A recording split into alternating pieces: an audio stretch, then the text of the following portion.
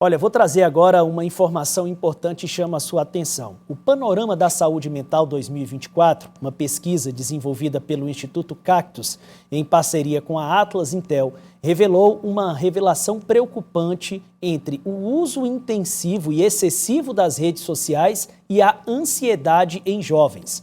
Segundo a pesquisa, 45% dos casos de ansiedade em pessoas de 15 a 29 anos estão diretamente ligados ao excesso de uso das redes.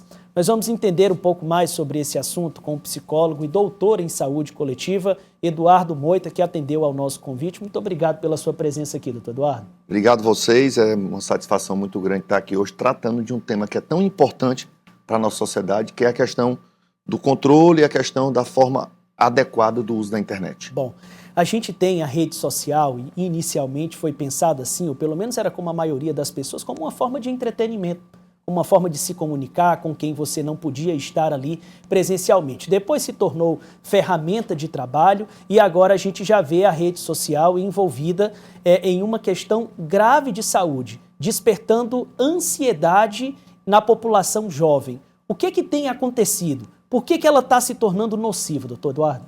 Vamos lá, a gente precisa entender que a criação da internet tem como finalidade básica levar informação, formar pessoas, aproximar assuntos do mundo inteiro para a gente. O que a gente precisa entender? Que o uso excessivo de quase tudo na vida vai gerar problema.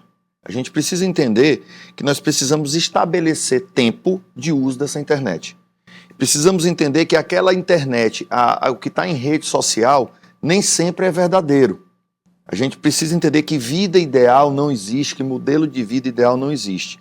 Que quase tudo que a gente vê na internet, as pessoas escolheram postar, né? Então, é muito saudável estabelecermos tempo para o uso da internet e não usarmos exacerbadamente, descontroladamente a internet. Esse quadro de ansiedade proveniente desse uso excessivo de rede social, ele se manifesta por qual tipo de sintoma? Quando é que eu posso me entender que, de fato, eu estou me tornando alguém ansioso e necessito de ajuda? Bom, a gente costuma falar que dentro do comportamento humano, tudo aquilo que me tira da minha rotina, repetidamente, tudo aquilo que atrapalha a minha rotina, deve ser um sinal de alerta com relação ao uso daquela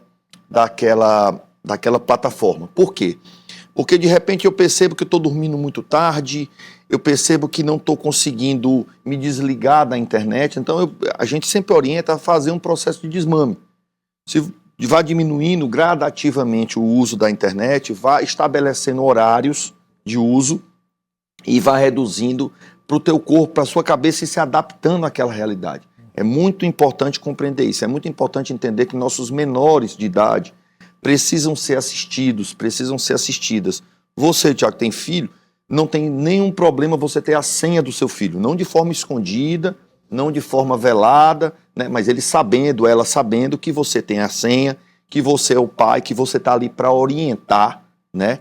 Que você vai sentar com esses menores, educar, dar trabalho, educar, é um fenômeno social importantíssimo na vida da criança e do adolescente. Então, essa postura, doutor Eduardo, que algumas pessoas podem interpretar como invasiva na vida do filho, especialmente adolescentes, né? E eles são muito cheios assim de convicções nessa etapa da vida. Como trabalhar isso também para não gerar um outro tipo de conflito em casa? Basicamente, diálogo. Explicar que o processo de orientação, o processo de formação de um adolescente, ele passa pelo pai e pela mãe, pelos responsáveis, por quem cria, por quem cuida. Então essas pessoas, por serem maior de idade, por terem uma experiência de vida, devem demonstrar para essa criança, para esse adolescente, a experiência e a vivência. Por isso que os programas têm indicação. Quando você liga a TV, quando você liga as plataformas de filmes, elas têm indicativos de horário, de idade, perdão. Então, em ter indicativo de idade, é em virtude disso. Alguém estudou sobre aquele tipo de informação e compreende que dentro da perspectiva da compreensão do entendimento, aquela pessoa abaixo daquela idade não vai ter um bom entendimento com relação àqueles assuntos. Existe uma relação também desse uso excessivo de rede social com casos de depressão? Ela potencializa o risco? Bom, vamos lá. A Organização Mundial de Saúde fez uma pesquisa interessantíssima, falando que o Brasil é o país mais ansioso do mundo. Paralelamente a isso, as plataformas de entretenimento disseram que o Brasil é o país que mais as consome. E aí foi feito um estudo onde se entendeu que o uso excessivo de plataforma, de internet, leva a um processo de ansiedade, leva a um processo de adoecimento, leva a um processo de transtorno do comportamento. Então a gente precisa compreender que a internet foi criada para trazer informação, para aproximar pessoas, né? Quantas pessoas, Thiago, nós já encontramos, né? Gente que a gente não via há 10 anos, 5 anos, 20 anos, encontramos através da internet.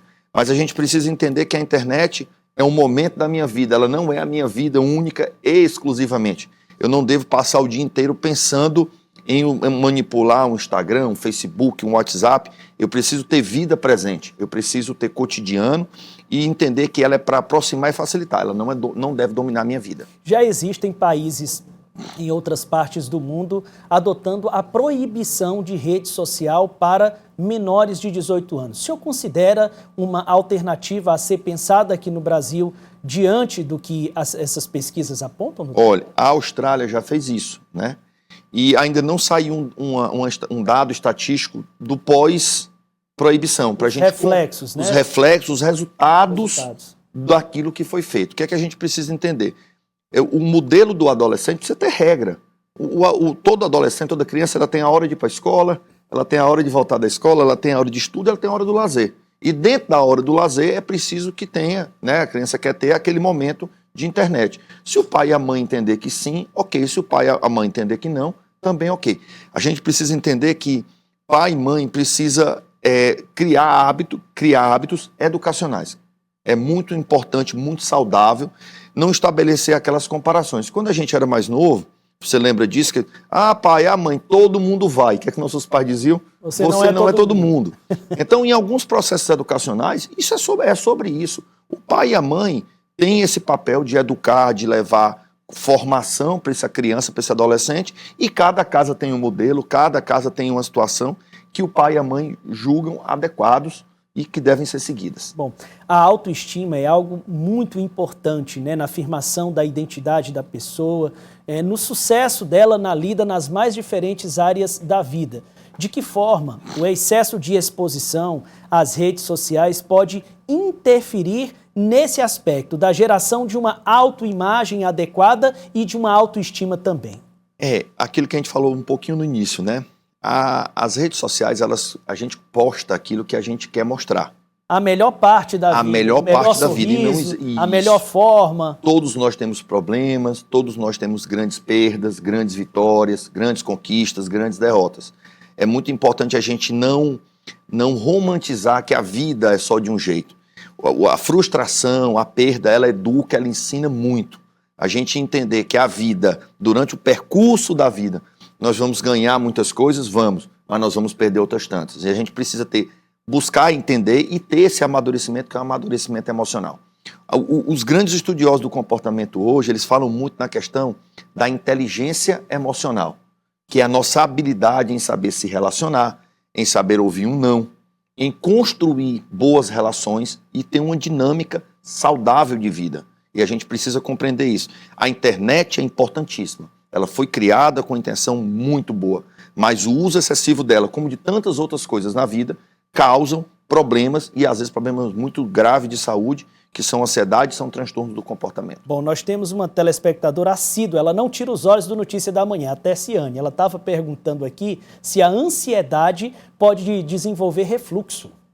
Pode, vamos lá. Existem o que a gente chama de doenças provocadas por questões emocionais. São potencializadas muitas vezes pelas nossas vivências, né? Existem várias situações, existem estudos da somatização, que é o acúmulo de certos acontecimentos, de certos fatos que a nossa vida que acontece e que levam a queda de cabelo, a refluxo, a gastrite, que potencializa algumas coisas que meu organismo já tem algumas dificuldades. Então, uma diarreia, uma prisão de ventre, às vezes um vômito, uma febre, uma alteração de pressão arterial. Dor muscular. Dores musculares, isso pode ser provocado algumas vezes por questão emocional, sem sombra de dúvida. Isso já existem inúmeras pesquisas no mundo inteiro sobre isso. Alguma relação da ansiedade também com síndrome do pânico, doutor? É a pergunta aqui do Alexandre. Ele diz que, inclusive, não é tanto de usar internet, mas sempre teve uma vida estressante. Ele é lá de Luiz Correia e faz a pergunta. Sim, a ansiedade e a síndrome do pânico tem relação, sim. O que é muito importante que eu falo, sabe? Nós temos, às vezes, ainda socialmente, uma dificuldade muito grande de procurar ajuda de um psiquiatra, de procurar ajuda de um psicólogo para tratar algumas questões. No momento que eu percebo que estou sentindo algo, que eu não estou conseguindo, né, vencer aquela questão sozinho, sozinha, eu preciso procurar ajuda. Da mesma forma que quando você leva uma pancada jogando uma bola, Tiago, tu procura um ortopedista, sim, depois tu procura um fisioterapeuta, para quê? Para fazer o pós, né, trauma. Então, quando a gente passa por questões que mexem com a gente emocionalmente, e essas questões, elas podem ser pequenas para o Eduardo e grandes para o Tiago. Elas podem ser vice-versa. A gente precisa entender que sentimento, percepção, ela é única e ela é individual. E cabe às pessoas gerarem um acolhimento e procurarem ajuda quando compreender e achar que é necessário. Doutor Eduardo, muito obrigado. Disponho sempre, estou sempre às ordens. Notícia da manhã. Muito obrigado, viu? Estou sempre às ordens. Um ótimo dia. Abraço.